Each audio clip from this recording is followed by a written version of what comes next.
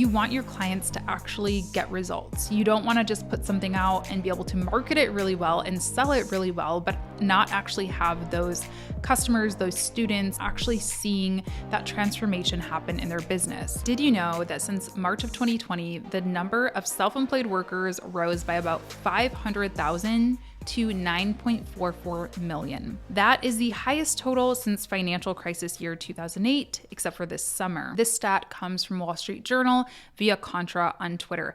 And I am a big believer that we are in the midst of a remote work, a self-employment, and online business revolution. More people than ever are taking part in the Great Resignation. They're realizing, hey, these last 2 years at my job were hard. They were not financially worth it or viable for me, and I'm ready to start doing something that I'm really proud of. I'm ready to start getting some flexibility for myself, for my family. And listen, there are a lot of hard things going on in the world right now, but one small silver lining is that it's never been a better time to start an online business. There is more information out there, there is more demand, and people are more used to hiring freelancers or independent workers than ever before. So if you're somebody who's thinking, you know what, 2022 is my year, I'm gonna start my business, I'm gonna start side hustling, I'm gonna leave my day job, this is gonna be the episode for you. I personally got my start in online business as a freelancer. This is probably the most common way to get started as an independent worker, is essentially offering some type of service at a package rate or an hourly rate to a company, similar to how you would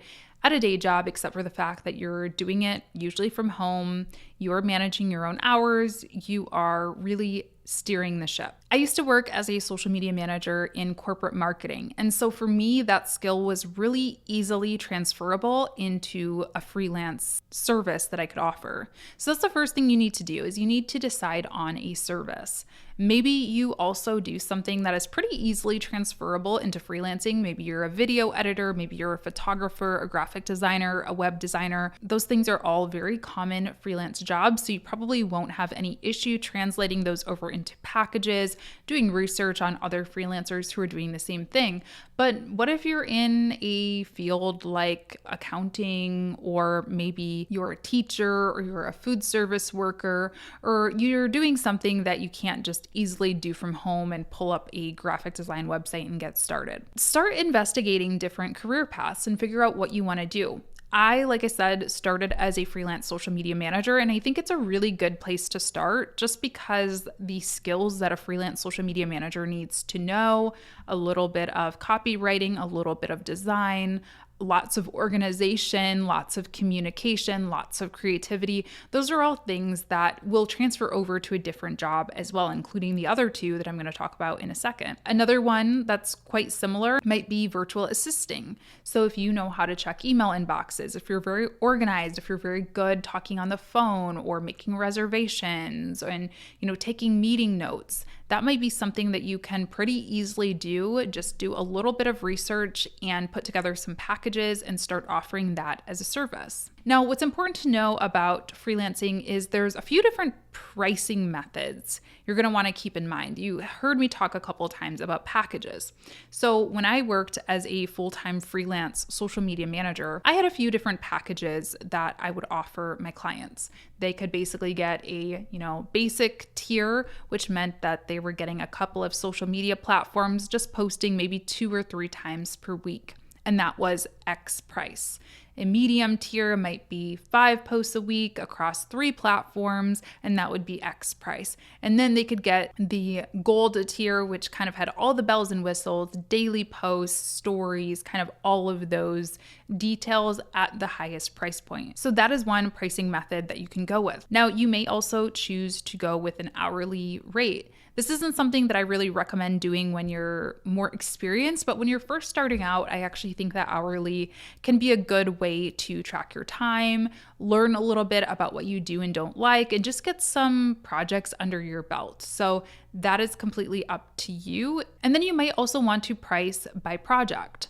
So maybe you are a web designer. Let's say that's what you do in your corporate job. You're looking to start as a freelancer. Well, if, I don't know, the company Nike came to you for a new website, you probably are going to price it differently than if your local grocery store came to you for a website, because there's going to be different levels of complexity and there's going to be different levels of value that you're actually providing. A company like Nike has the potential to make millions and millions and millions of dollars through that website that you build for them, whereas your local grocery store may be making considerably less than that. And the project will also be quite a bit less labor intensive for you.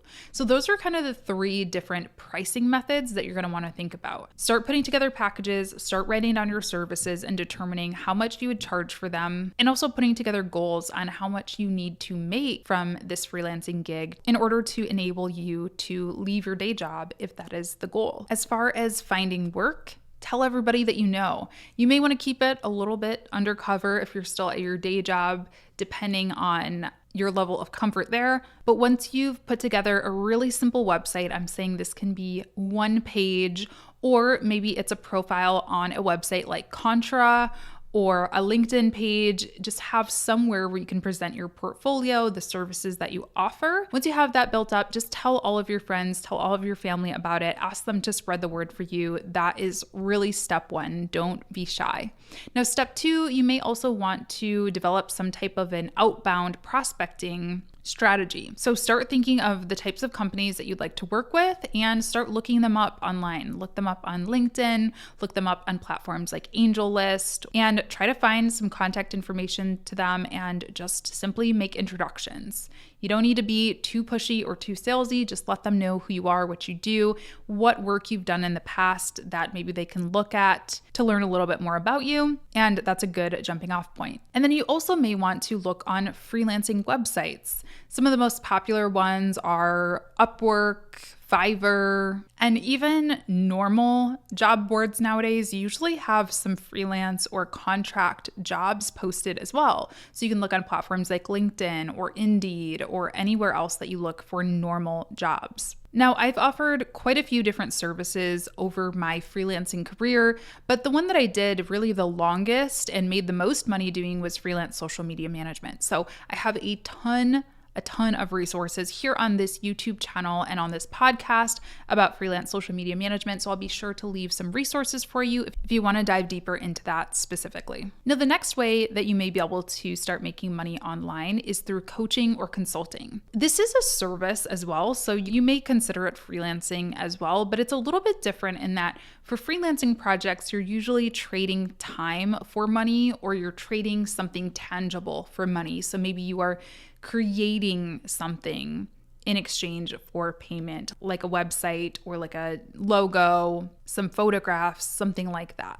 With coaching or consulting, you're really being paid for your expertise and the transformation that you're able to help your clients achieve. So if you are somebody who is always the go-to in your friend group for advice, or in your professional circle or at your job for advice, you're the person who people always ask for help when they are stuck, or maybe you're really creative. So the creative team is always coming to you for your expertise when it comes to something that they are making. This could be a good option for you. Now, you also really do have to be a people person if you're going to be a coach or a consultant, because like I said, unlike freelancing, you're not just meeting to talk about the project and then going off to actually do the project. You are really the product, if you will. I know that sounds weird, but it is your expertise that they are actually paying for. You need to be comfortable talking to people. Now, I was a coach for a long time. I was very successful at it, and I am an introvert, so I'm not saying that you have to be completely super extroverted to be a coach or to be a consultant,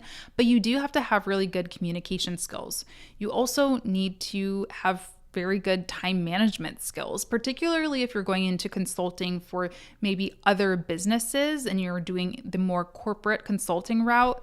You can't show up to meetings 30 minutes late. You can't take meetings while you're on the beach sipping a margarita. So this is still something that you need to be looking at as very professional. And if you're looking to start self-employment because you want that freedom, you want that time freedom or that location freedom, you may want to think carefully about coaching or consulting.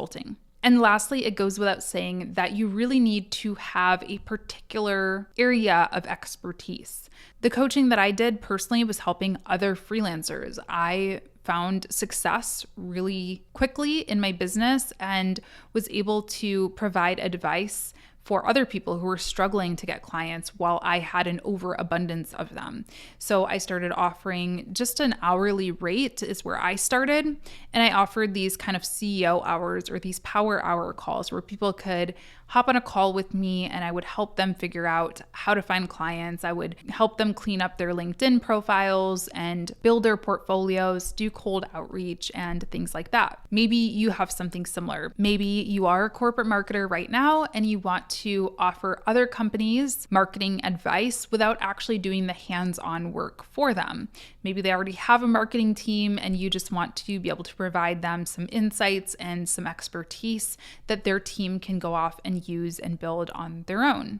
Or maybe you are a life coach. Maybe you went through a life coach certification or a training, or you are currently a therapist or a counselor or something like that, and you want to translate those skills over to something that's a little bit more flexible. Starting with an hourly rate, again, was really comfortable for me personally, as it enabled me to see if I was really good at this, if this was something that I liked doing, and if there was demand for. And once all of those things shook out, I then put together a 3-month coaching package. So people could purchase that larger package, secure their time with me, and I could work with them bi-weekly for those 3 months. My go-to game-changing tool for coaching is HoneyBook. It is a client management system, and it really enables you to do everything that you need to do for your coaching business in one program. So basically, you can send out scheduling links, you can book discovery calls through HoneyBook, you can capture client information through onboarding forms and surveys, you can actually get your invoices paid through HoneyBook, you can schedule out the rest of your coaching package through HoneyBook. I mean, it really is the all-in-one tool. So I'll leave a link for it down below if you're interested, and I will also leave a detailed video in the show notes and in the resources for you all about HoneyBook specifically for coaching, as well as another resource on how to start your first coaching program, if that's the area that you're looking to get into. And the third area that you may want to think about when it comes to making money online is developing an online course or a digital product. I always say online course, but a digital product can be a lot of different things. It might be a template pack, it might be an ebook, it might be a workbook, it might be an audio course. There could be a lot of different things, but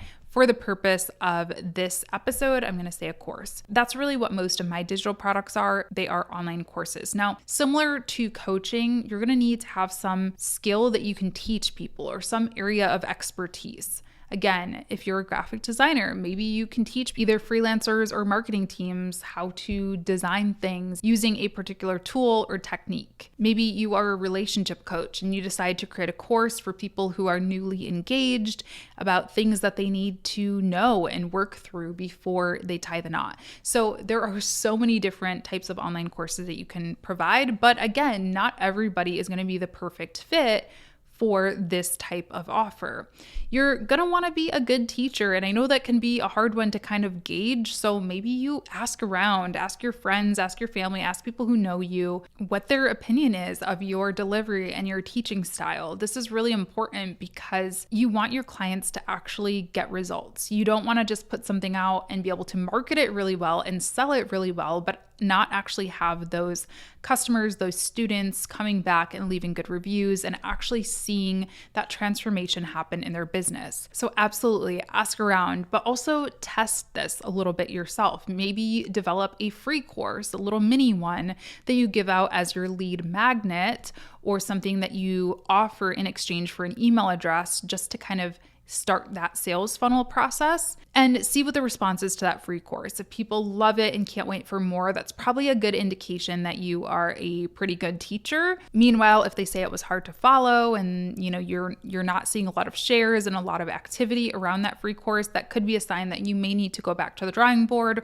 or maybe that this isn't the right format for you. You also could consider starting coaching first. That's kind of what I did. It was actually my one-on-one coaching calls that really encouraged me to create a lot of my best-selling courses. I essentially took a lot of the questions that I got throughout that and a lot of the resources that I had developed, templates and worksheets for my coaching clients, and turned that into a course so I could serve multiple people at once. So doing the coaching was really helpful for me because I learned how to sort of educate before going off and opening the doors for hundreds and hundreds of people to learn from me if I couldn't really provide those results or didn't have all of those resources yet. Once you've confirmed that that's what you want to do, come up with your concept. With courses, I think it's important to note that we often think we need to tell every single thing that we know about a topic, graphic design, social media management, marketing, whatever it is, but you really want to sort of niche down and make it accessible and digestible for people. So instead of saying, I'm going to make a course about everything you need to know about graphic design, I'm going to say how to create a modern logo in Photoshop or InDesign or whatever the tool is that you use. And doing this really sets the expectation for people so they know exactly what they're going to get. And it's not overwhelming because people can get burnt out. It is a busy and noisy online world nowadays. So you don't need to overwhelm them with information. Just enable them to have that transformation, get that thing that you said you were going to provide them. Again, relationship coach, boom, here are 5 things that you and your newly engaged partner need to work through before getting married, as opposed to the entire marriage guide, which, could involve so many different layers and conversation pieces. Just keep it simple. For a course platform, I personally use a website called Thinkific. I'm a big fan of Thinkific. It is really easy to use, really intuitive to simply create slides or video or audio snippets and upload them to my course platform. Build out modules and lessons. You can upload worksheets. You can host live lessons if you want to. There are so many different things that you can do with it, and it really is quite intuitive and easy to use. Now, I also have a video all about creating your first course, so I will leave that in the resources if that's something that you are interested in doing. Of course, once you actually create the course, you're going to need to market it. For me, content was a really big piece of that. We talked about outbound sales, but inbound sales is really where it's at for me when it comes to online course sales. That's exactly what you're looking at right now, having maybe a YouTube channel or an Instagram account that is dedicated to this particular area of focus where you can use that as your top of the funnel content, as we call it, and move people down that sales funnel to where they're going to want to watch more things. They're going to want to follow you. They're going to be watching your stories. They're going to be engaged with your content, and you're building up that relationship with them. So over time, they say, okay, I want to click purchase. I want to learn more from this person. So those are the 3 ways that I have made money from my online business. Be sure to open up the show notes in the description box for a ton more resources on each of those specific areas. And if you're looking for a deep dive and you know what you're ready to launch, you're like, yes, I want to launch a course. Yes, I want to be a freelance social media manager. You're ready to do this in 2022.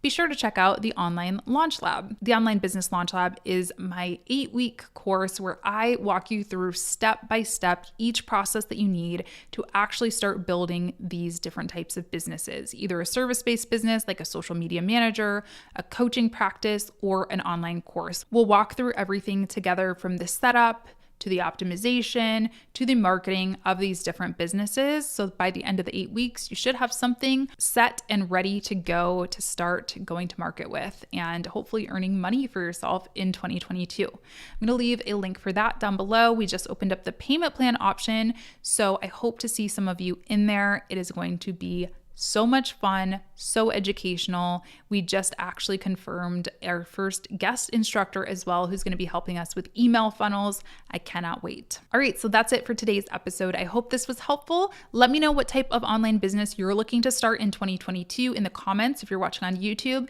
If you're not watching on YouTube, be sure to follow the podcast and leave me a rating and review on Apple Podcasts in particular. And if you are on YouTube, please subscribe to the channel. I post videos every Monday, Wednesday, and Friday, and I will see you then. Bye.